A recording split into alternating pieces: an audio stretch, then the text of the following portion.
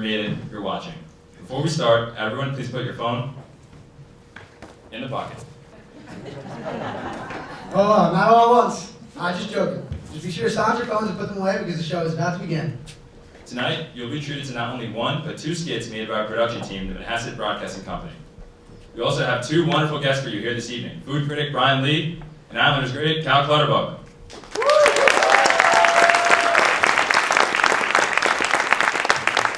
Let's also give it up for the band, the Manhasset High School Jazz Ensemble, and tonight's band leader, James Sikoris. You guys are in store for a great night of entertainment. Okay, everybody, now let's introduce NBC's very own Chloe Pusey to interview Mr. Brian Lee.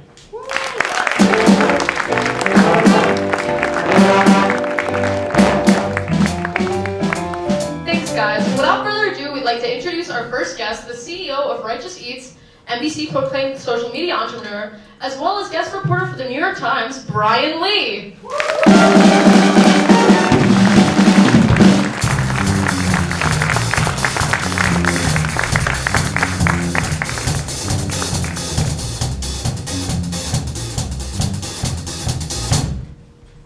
So, Mr. Lee, would you like to tell us a little bit about yourself? Sure.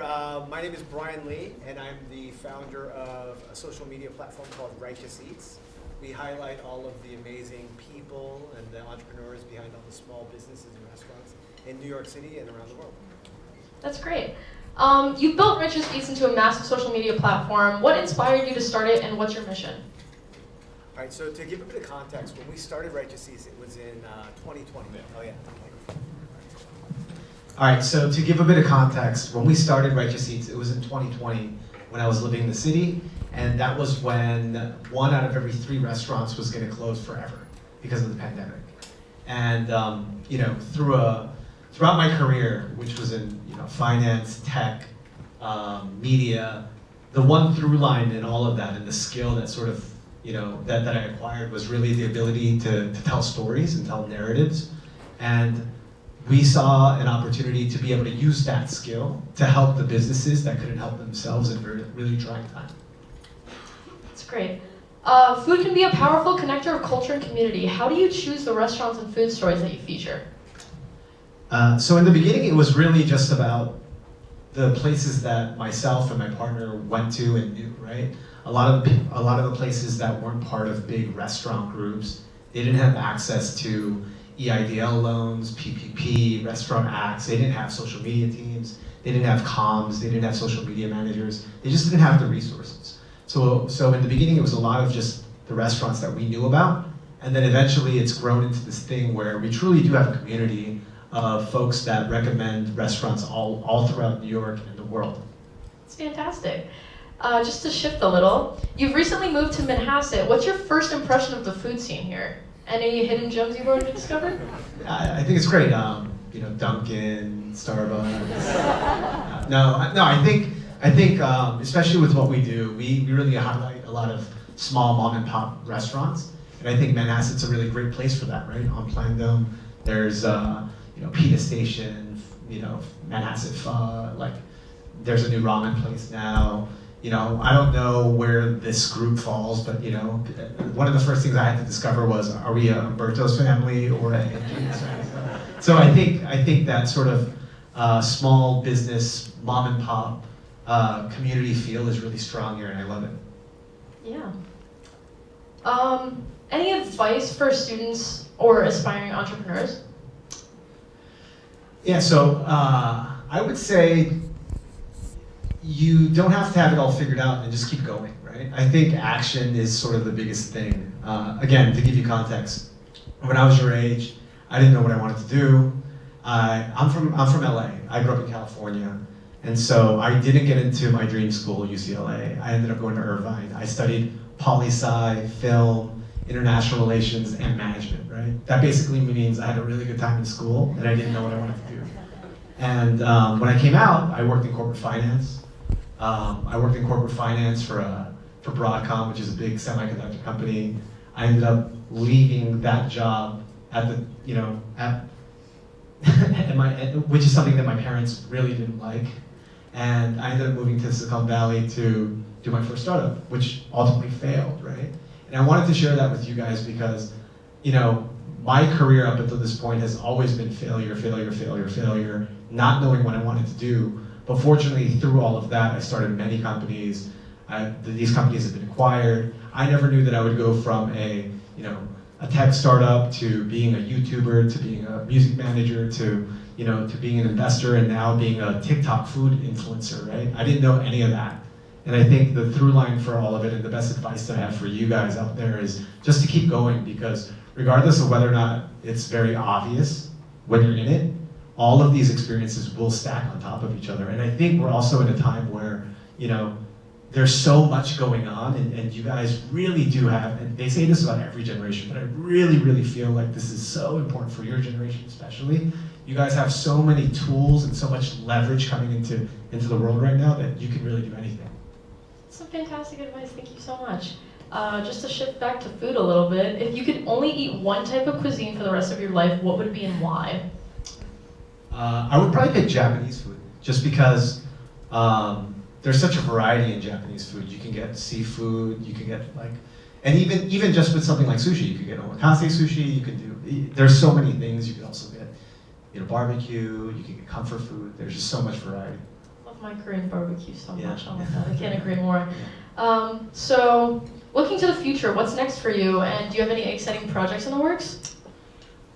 So for Righteous Eats, we have a podcast coming out where we're going to interview, right now we're known mostly for putting you onto the hidden gems in the Bronx or Queens, places that get overlooked, right? You're going to start to see a lot more B2B conversations, a lot of how a restaurant actually works. Our singular mission when we started was to help platform restaurants that weren't being seen.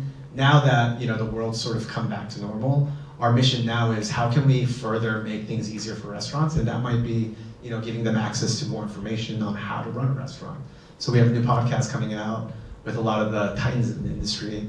We have another podcast coming out around just creators. One of the things I do is I invest in creators. So, as much as you're up here asking me questions, Chloe can attest. Whenever I meet young people, I ask you guys questions. What are you guys watching? Who are you following? What are the news trends sort of coming up? So we have a podcast where we talk to new influencers and creators that are building communities. So we have that, and then ultimately with Righteous Eats, we have a TV show and a book. Yeah. That's great to hear, Yeah. Can't wait to see that. And finally, Mr. Lee, are you ready to play a few rounds of Taste Buds with some Manhasset students and staff? Let's do it. All right.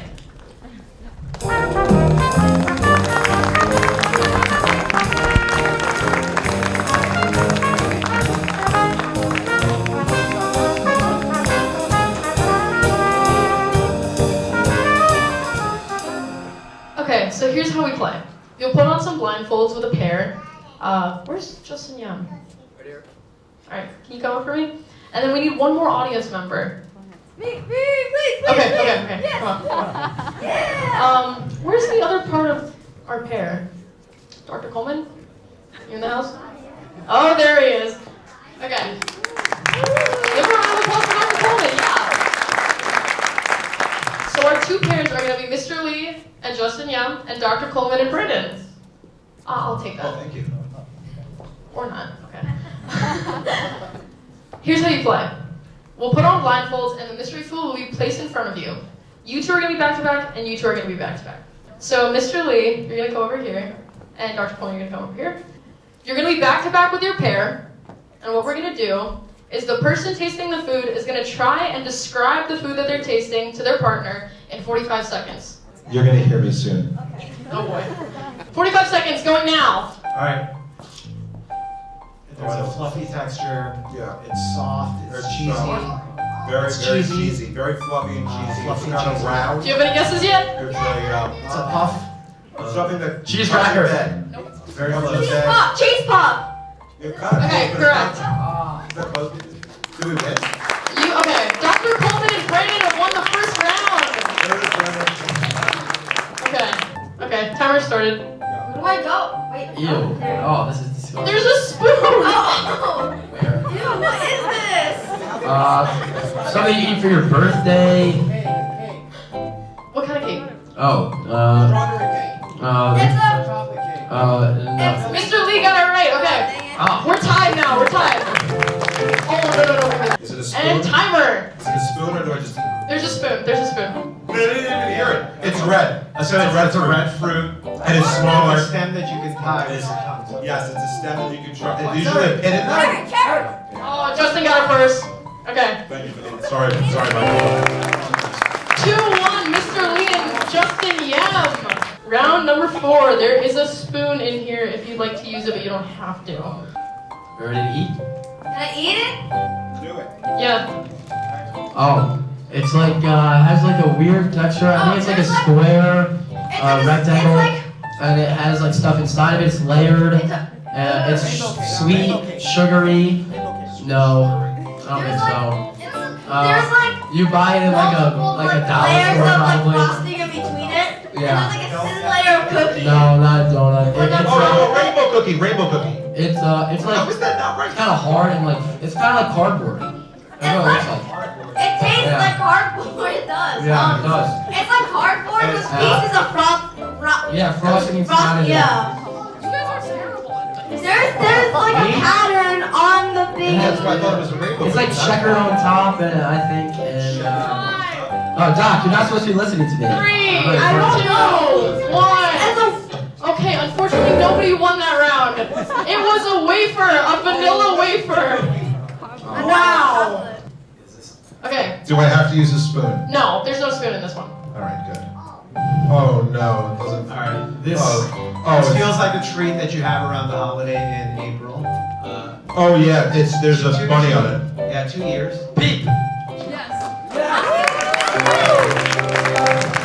Justin Yam and Mr. Lee are 3-1. Dr. Coleman, they are, Oh, It's all right. wow. This is payback for English class last year.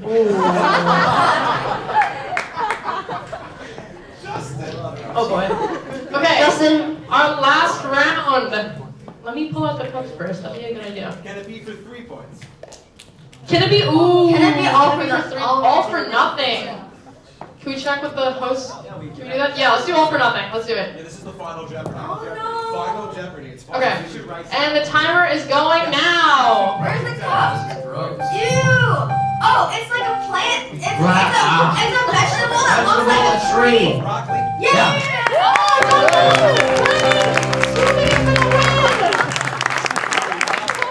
Guess you didn't get your payback for English class after all, Justin. Terrible. Good job, Brian. What is this? Yes, you can eat it. Eat the broccoli. Okay. Enjoy the broccoli. Thank you so much. Thank you. It's great having you on the show. And Thank you. Good job. Good job, everybody. that is the end of the game show. Dr. Coleman and Brennan for the win.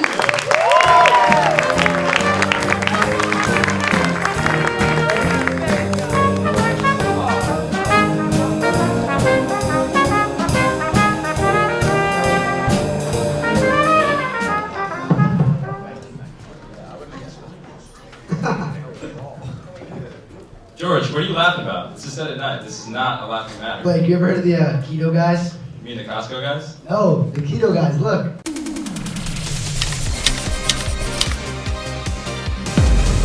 We're keto guys! Of course we got kicked out of Whole Foods! That gets 5 big booms! Boom! Boom! Boom! Boom! Boom! We're keto guys. Of course we only drink water out of a box. No microplastics for me! Today, we're doing boom or doom with just water in a box. That gets a big boom because it's non-GMO, dairy-free, and no microplastics. The next item is the mass-produced plastic water bottle. This is your brain on microplastics. Today, we're trying mushroom jerky teriyaki. Let's see how it does on the bowl meter. This is good because it's grass-fed mushrooms. And it's keto! 5 big booms! Boom! Boom! Boom! Boom! Boom! This is a single chunk chocolate chip cookie. Non-GMO, soy-free, aspartame-free, and pasture-raised. Let's see what it gets on the bowl meter! And there's 2 big booms! Boom! Boom!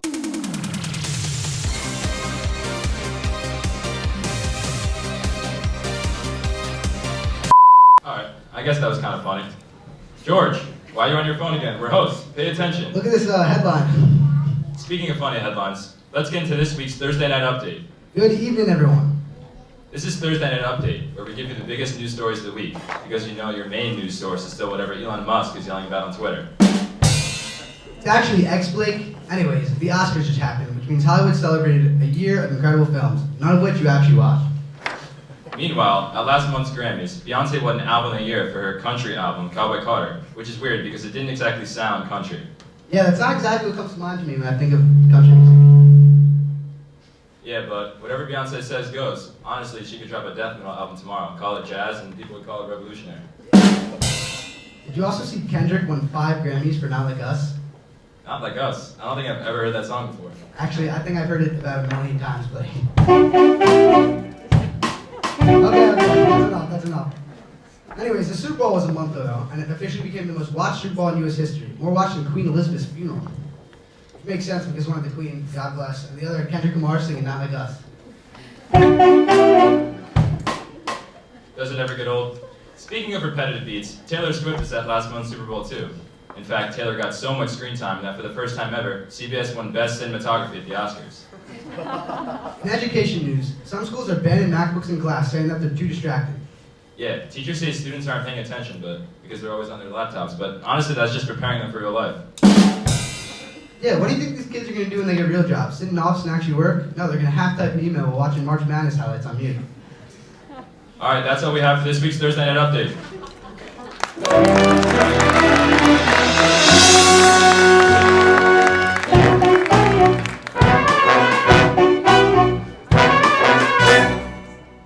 Welcome back to Set at Night, ladies and gentlemen. We have another amazing guest to share with you this evening. He played right wing for the New York Islanders, Manhasset's very own, Cal Clutterbuck. Let's take a look at some of these highlights.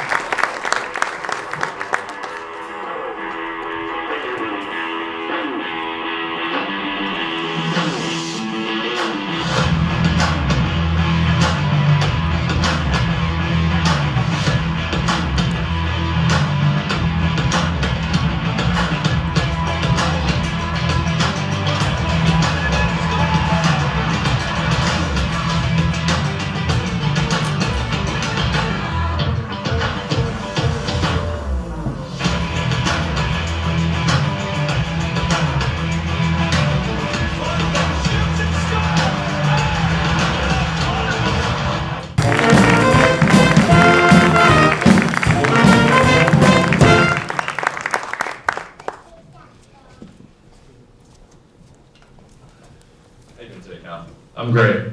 Alright, so starting at the beginning of your career, what was it like when you were drafted by the Minnesota Wild in 2006?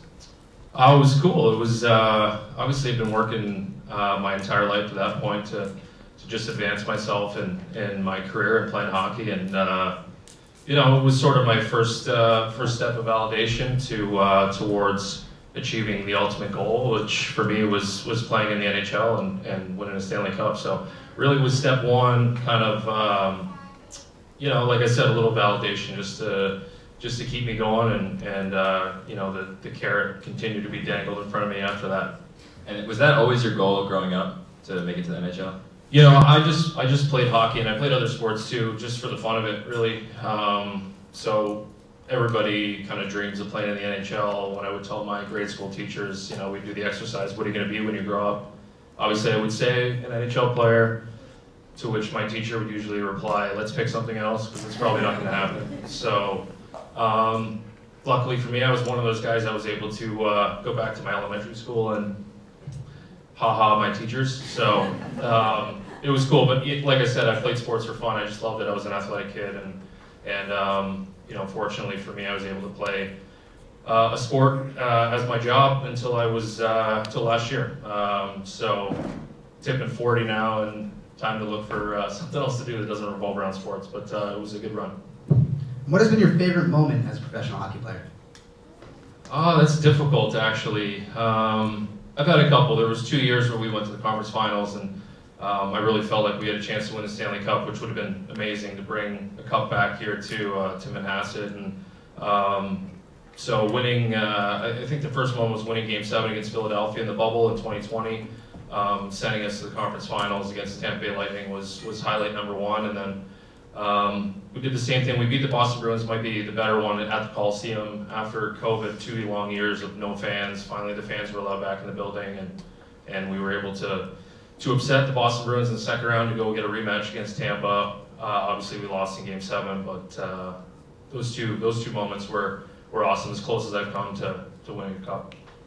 And obviously you've played in a lot of different places, the Coliseum, UBS, Barclays even, so what has been your favorite arena to play in?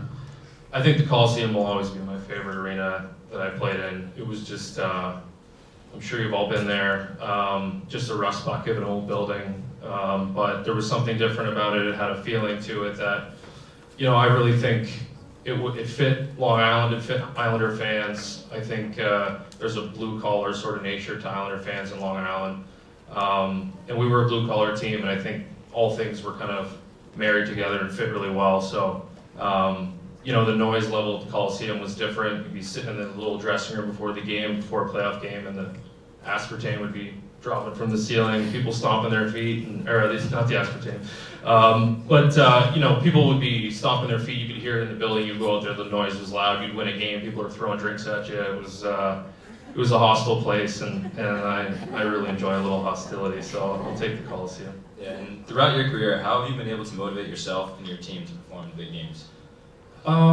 Well, motivation's an interesting thing. I think sometimes, I think when you get to the level that any NHL or professional athlete gets to, competitiveness and competition is sort of what drives you. So the minute you kind of step out there and you're in a moment of competition, it would just ignite me. I'm like that when I play board games with my kids. I'm like that when I play cards against my friends. Any little game, when I play golf, when I play basketball in the backyard. I'm just a competitive guy. So for me, it was the desire to win, and probably more importantly, the desire not to lose. And in the 2023 to 2024 season, you played 82 games. How taxing was that on your body, and how did you recover and play game after game? Well, it was first time in my career. I was lucky that I didn't have any injuries that are bad enough to keep me out. I think definitely in my line of work and the way I play the game, luck kind of comes into it a little bit. So I was lucky, but there was a lot of days where I had some injuries that were probably borderline in that season that I had to push through. But it's really just more of a mindset than anything else. And if you believe that you can't do it, you can't do it. If you believe you can do it, you can do it. So if you can train your mind and your brain to just give it a try, then you'd be amazed at what you can accomplish. Yeah, so we all know there's a lot of energy during hockey games, so tell us a little bit about what it's like in that locker room and when you skate out with your team. Well, the locker room, ironically enough, a lot of times is pretty quiet. So I think people see the intensity of the game and they see the speed of the game, and they think that we probably go in there and bouncing off the walls, but in reality, I think we're as athletes pretty in our own heads when we're getting ready for the game. The 20 to 30 minutes leading up, everyone is kind of in their own zone, getting dressed, doing things just right, making sure you feel good before you go out there, and then you go out, and then the excitement and the energy comes out. So the locker room is just full of professionals, and guys who have been there before. And there's a little bit of chatter leading up to the start of the game, but leading up to warm-ups, the music's pumping, but it's pretty quiet. Not much talking going on, just making sure, like I said, your mind's in the right place and you can go out and execute your job properly. Do you have like a favorite hype-up song to listen to before you go on the ice? Well, I was the locker room DJ for the Islanders for 11 years, so I've gone through a lot of songs. One of my favorites later in my career was It's a Long Way to the Top, If You Want to Rock and Roll by AC/DC. I also played a lot of Live is Life by Opus, and then we ran through about 15 Big Booty mixes. So I'm sure the kids are familiar with those, but those are easy because it's like an hour of mashup songs that you can just chuck on, not worry about it, and they're great for getting the energy going. So it was fun being the DJ for a long time. Lastly, since this is set at night, what is it like living in Manhasset compared to where you grew up in Canada? I grew up in a relatively small town in Canada, in a different era. Obviously, there was no internet or no devices, so a lot of my time was spent outside and either at sports or at school doing, physical things. And I would say that what I enjoy about Manhasset is that my kids also have the opportunity to go outside. They have the opportunity to ride their bikes around the neighborhood, walk to their friends' houses, walk into town, enjoy themselves. And I really think that the similarities for me is the community feeling. I grew up in a town where you pretty well knew everybody. I've been here now in Manhasset for about 10 years. I feel like I know most people, some well, some better than others, but the feeling of community is what really has made me feel like this is home. And obviously my kids are all born and raised here, so this is home for them, but it's definitely become home for my wife and I. I just want to ask you one more question. So, there's a lot of athletes in this community. What messages do you have to any students or kids that are athletes growing up in Manhasset? I would say stick with it. I mean, I feel like I never worked a day in my life to this point. Definitely hockey became work at some point, but I still felt like, people ask me all the time how hard you have to work, and I never really, I don't equate it to work. I equate it to I had a good time. I was having a good time. I was playing a sport that I loved. So my message to kids is if you love the sport, just keep playing it. Keep playing it wherever you can. Do everything you can to support your teammates. Try and round yourself out. I would say the biggest lesson that you can take from sports, even at a high school, middle school, lower level, is to learn to interact with your teammates, learn respect and trust and all of the things that are going to carry you beyond sport, because not everybody's going to be able to play sport for work. But there are some very, very valuable lessons in sports if you're willing to be open to them, to learning about them, to immerse yourself in them. So there are a lot of things, good things that come with sport, camaraderie and fellowship, and you learn how to interact in a group environment, which will inevitably help you with whatever you do in life. So just go all in. Go all in until you can't do it anymore. All right. Thank you, Mr. Clutterbuck. I'm very happy to see you around here. Thank you, guys.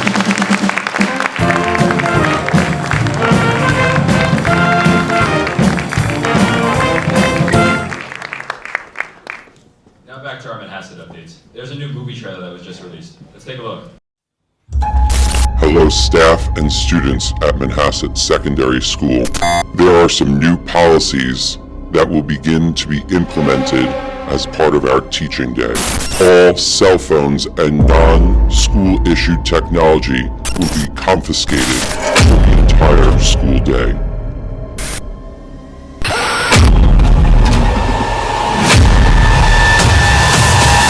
Are you all forgetting something? What are you talking about, Barry? No! I need to play Bitlet. Phones, now.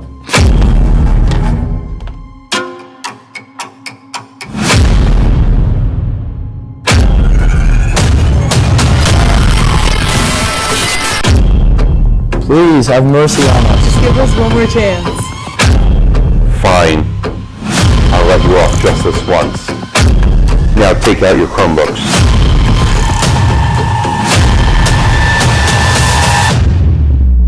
That does not look like a school-issued device.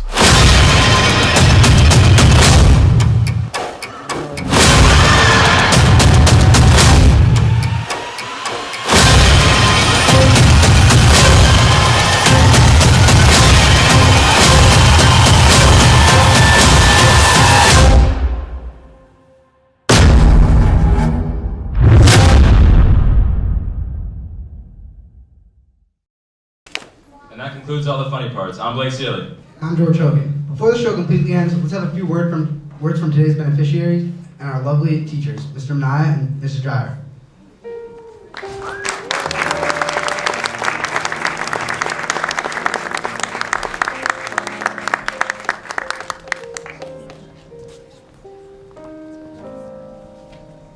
I feel like we should slow dance now. Oh, man. Thank you so much for coming tonight. Did you have a good time? Thank you so much. There are a lot of people that we have to thank that helped make tonight happen. First and foremost, thank you so much to the person standing next to me, Mr. Hector Manaya, for helping me through my first set at night. And thank you to the jazz band, which I'm sure you're going to talk about in just a minute. Thank you so much to our Manhasset administration. We're so lucky to see Dr. Posse and our administrators here tonight, and faculty who came out to support. Thank you so much.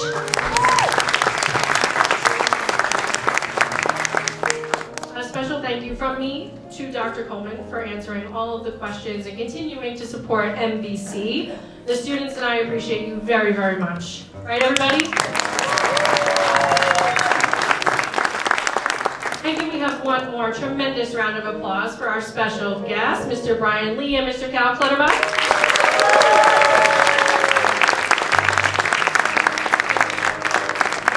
Behind the scenes, we have camera crews who are recording tonight's performance. We have people in the sound booth. There are people up on the catwalk. There's so much going on behind the scenes. This was a Broadcast 4 class project. So they have been working really, really hard to put everything together to write, produce, and direct tonight. In addition to those fabulous students, we do have crew members from MVC. So, if it's all right with you, I would like to personally thank my class. Our hosts, Blake Seeley and George Hogan.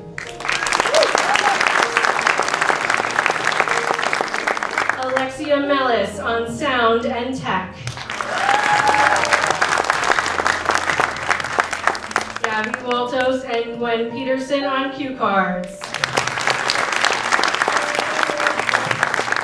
Mr. Ryan Krug on skits. Justin Yem on game show and jokes. And finally, Chloe Yang and Vinny Amato are directors.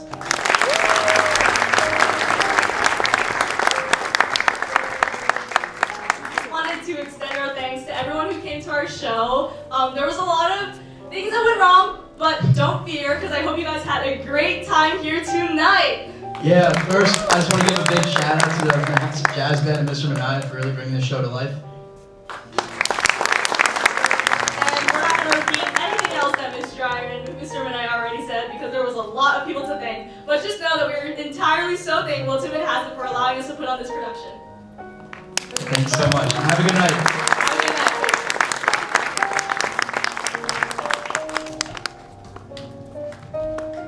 So I would be remiss if I didn't acknowledge what today's event also entails, and that's actually reaching out to a wonderful cause. 100% of today's proceeds are going to Rise Up to Hunger. So I'd like to bring out the Takahashis. This is Kingston Takahashi and Soraya Takahashi. They actually help coordinate, get these funds and get them situated so they actually can go out to a really worthy cause.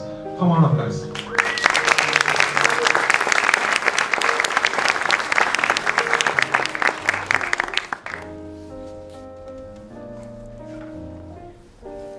Hi everyone, my name is Soraya Takahashi, and this is my brother Kingston. And last year we hosted Manhasset's first annual Million Meals at Manhasset project. We ended up packing over 43,000 meals for people who are facing food scarcity, and our goal for this project is to pack over 1 million meals over the course of a few years here in our gym. I'd like to start off by thanking Mr. Manhasset and everyone else involved in the project, helping bring the proceeds to Million Meals at Manhasset. And this year our event will take place Sunday, April 6th. In the coming weeks, we're sending out an email to the community with a link that involves signups and donations. And even if you can't volunteer or can't donate, anything helps spreading the word. And specifically with donations, the more we're able to fundraise and the more we're able to achieve with volunteers, the more meals we'll be able to pack. And we hope to reach over 100,000 meals total in the past 2 years and get over 10% of our goal. Meals for those in need. Thank you.